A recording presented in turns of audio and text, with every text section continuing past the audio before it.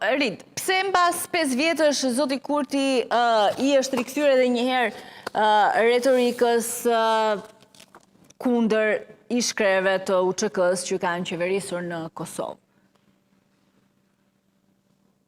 Këtë retorikë ishte zoti Kurti dhe në zgjedhjet e shkurtit të vitit 2025. Tani, nga studiot televizive në Kosovë, nga ato pak që shkon, dhe nga tubimet publike, zoti Kurti po e riushqen fragmentarizimin, tensionin dhe polarizimin, duke thënë që nuk mund të jesh patriot edhe haj, nuk mund të jesh çlirimtar edhe zullumçar. Janë formulime tipike që e karakterizojnë diskursin e zotit Kurti, a diskurs që e ushqeu habitatin e tij të votuesve dhe ne vrejmë që në rrjetet sociale ky diskurs ka pasoja dhe prezencë shqetësuese.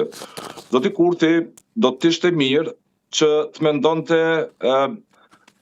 për të punuar për një Kosovë stabile e të parashikueshme politikisht. Zoti Kurti do të ishte mirë që të punonte fort për ta qartësuar një proces të rëndësishëm që ka të bëjë me integrimin evropian, që t'i çelet mundësia Kosovës ta marrë lajmin për të antarësuar në Bashkimin Evropian.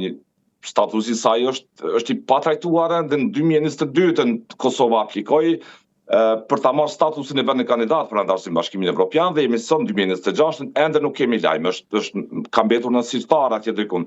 Zoti Kurti do të ishte mirë që para se të akuzonte shtirimtarët, komandantët e caktuar, të punonte fort, do të duhet të kishte punuar fort që ti mbyllte gjithë ato zotimet, ti përfundonte gjithë ato zotimet që I kishte dhënë në vitin 2021. Sot zoti Kurti paraqitet me të njëjta zotime, me disa ndryshime, duke thënë se do të mbyll punimet në autostrada që kishte nisur vite më përpara, sot janë në gërmadha.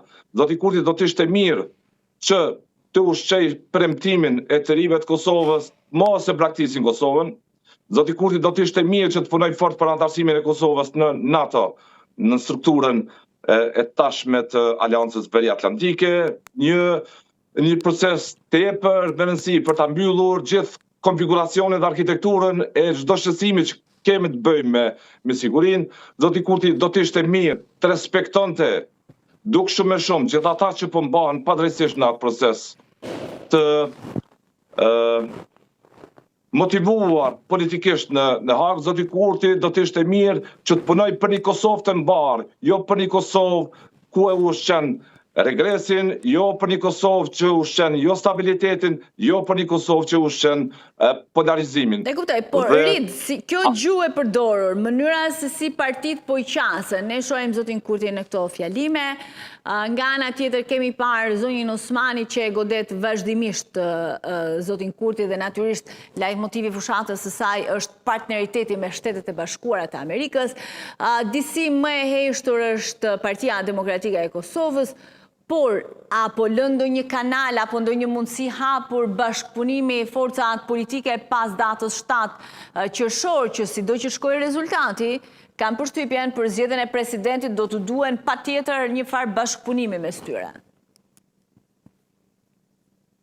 Vetmja që ka tregimin e qartë politik në këtë zgjedhje është Partia Social-Demokrate e Dardan Mulliçajt. Tregimi I tij politik është I qartë.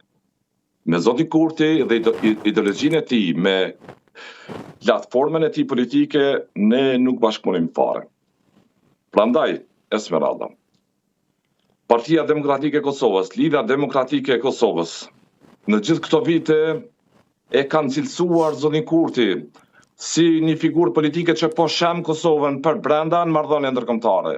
Dhe po sa të përfundojnë zgjedhjet, zbarkojnë te Kurti duke parë atë si alat për konsolidimin e institucionit, si alat për të bërë pjesë e një platforme edhe koalicionit për qeveri. Dhe kjo duket që njerëzit I bën të paqartë në ditën e votimeve.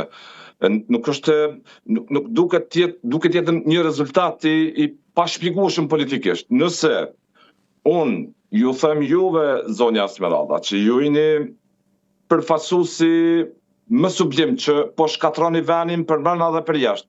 Si është e mundur, unë besoj të ju, të kem shpresë të ju, që të nesërmen pas zgjedhjeve ju e keni të qartë dhe e keni të sinqert bashkëpunimin për formimin e institucioneve. Druaj që përfaqësuesit e PDK-s dhe të LDK-s nuk do që në kursin e duhur për t'i bërë të qartë qytetarit se cili do t'jetë pozicioni i nesërm politik.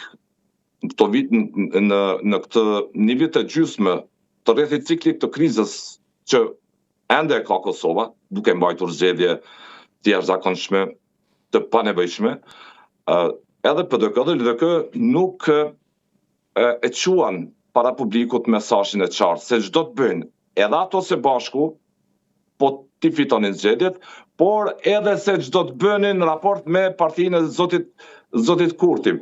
Në këtë kontekst, edhe zonja Osmani është një kontributore me peshë e këtij disponimi politik.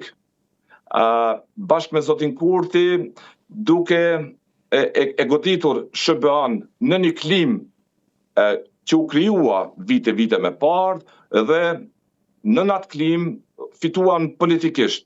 Zonja Osmani ka mjaft pak arsye, nëse më ta them edhe morale, që ta godas Zotin Kurti tani se ai qenë ka sebepi, ai qenë ka arsyeja e madhe e rënimit të raport. Jo, zonja Osmani ishte bashkë me të para shumë vitesh kur fitoi në narracionin e goditjes edhe të vetë ish drejtuesve të LDK-s, të PDK-s, se ata po bashkëpunonin me SBA, po ishin servil të Shtetet Bashkuara të Amerikës, e rrjedhimisht po vinte në pushtet një strukturë premtuese që do ta pavarësonte Kosovën nga ndikimi amerikan. Kjo është gjë e tmerrshme çfarë i ka ndodhur Kosovës. Për një grusht vota, për një grusht pushteti, ta politikanë duhet i mbajnë përgjegjës edhe zonin Osmani, edhe zotin Kurti, që janë kontributor me peshë të këtij disponimi që për mua është qësues që është anti-amerikan. Si është e mundur, Esmeralda, që të konkludohet nevoja e Kosovës për liri nga Shtetet Bashkuara të Amerikës. Se Shtetet Bashkuara të Amerikës po e minojnë demokracinë në Kosovë, po krijojnë struktura politike jashtë bazës votuese. Kështu ka qenë narrativi i tyre. Po e shtirojnë Kosovën nga ndikimi amerikan. Dhe sot ku jem, me cilat raporte me SBA, në një raport të pezulluar. Fatkeqësisht në Kosovë, vjekesh ta them, por askujt nuk po i bën përshtypje kjo situatë që ka Kosova, institucionet e Kosova me Shtetet Bashkuara të Amerikës. Faleminderit shumë, Rid. Ditë të mbar. Lutem.